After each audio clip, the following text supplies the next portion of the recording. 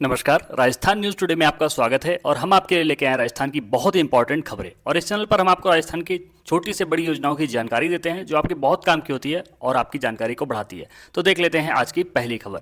नारी शक्ति इवेंट में छात्रा को मंच से रोका गया। दिल्ली यूनिवर्सिटी की छात्रा सारा शर्मा ने आरोप लगाया कि केंद्रीय मंत्री मनसुख मांडविया के सम्मान समारोह में उन्हें आमंत्रित किया गया था, लेकिन मंच पर जाने से ठीक पहले उन्हें उनके स्लीवलेस सूट पर आपत्ति जताकर रोक दिया गया। सारा ने कहा कि सार्वजनिक रूप से टोकने से उन्हें अपमानित और असहज महसूस हुआ। घटना पर सोशल मीडिया में बहस छिड़ गई है। और अगली बहुत अच्छी खबर है, सरकारी कर्मचारियों के लिए 8वें वेतन आयोग पर हाई लेवल कमेटी बनेगी। राजस्थान के मुख्यमंत्री भजनलाल शर्मा ने राज्य कर्मचारियों के हित में बड़ा संकेत दिया। उन्होंने कहा कि पदोन्नति प्रक्रिया को समयबद्ध करने और भविष्य के वेतनमान पर विचार करने के लिए हाई लेवल कमेटी गठित की जाएगी। यह समिति 8वें वेतन आयोग की सिफारिशों पर मंथन करेगी और कर्मचारियों के बीच इस घोषणा से उम्मीद बढ़ी है।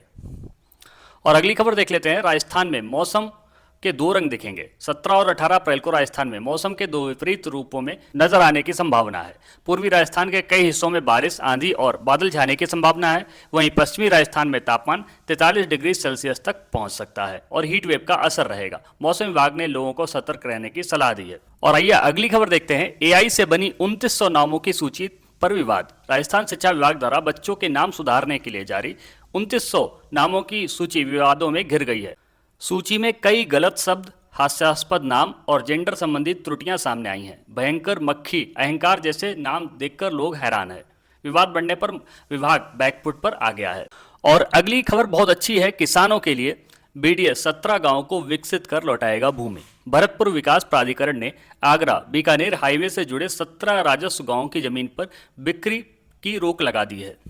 लैंड पूलिंग योजना के तहत भूमि विकसित कर किसानों को वापस दी जाएगी। 12 मार्च 2026 को अधिसूचना जारी की गई थी। योजना में श्री गिरिराज परिक्रमा मार्ग राजस्थान का जो हिस्सा है वो भी शामिल किया जाएगा।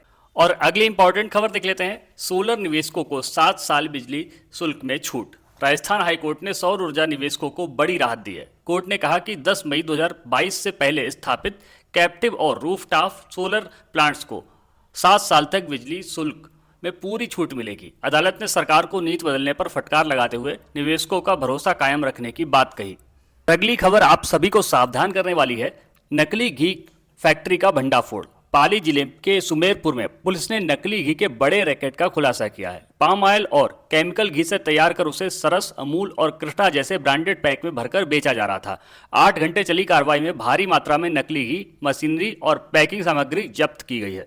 और आइए अगली खबर देखते हैं। 208 किलोमीटर एक्सप्रेसवे पर जमीन अधिग्रहण तेज।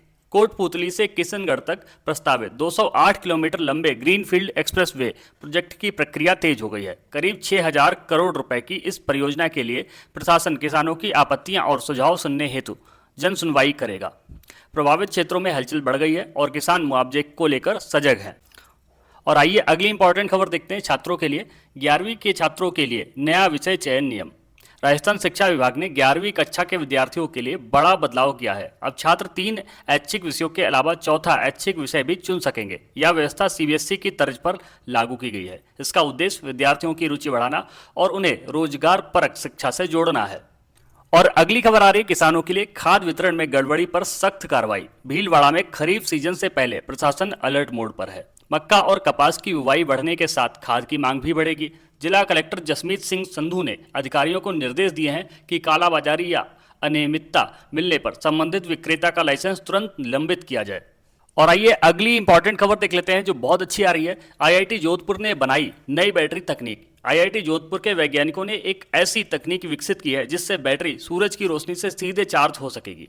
डॉक्टर साहब अहमद और उनकी टीम सौर ऊर्जा उत्पादन व भंडारण को सस्ता, हल्का और प्रभावी बनाने पर काम कर रही है। यह तकनीक भविष्य के ऊर्जा समाधान में बहुत इंपॉर्टेंट भूमिका निभा सकती है।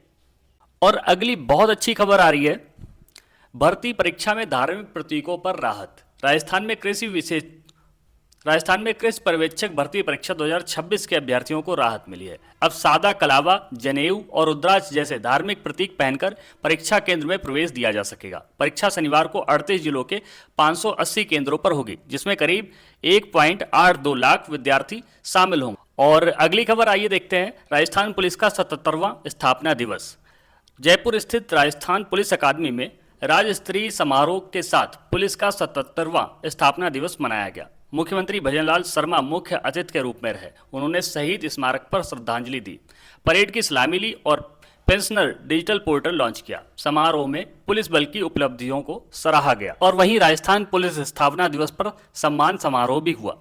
अलवर पुलिस लाइन में राजस्थान पुलिस स्थापना दिवस पर भव्य कार्यक्रम आयोजित हुआ। परेड ग्राउंड में जवानों ने अनुशासन और तालमेल का प्रदर्शन किया। एसपी सुधीर चौधरी ने सलामी ली।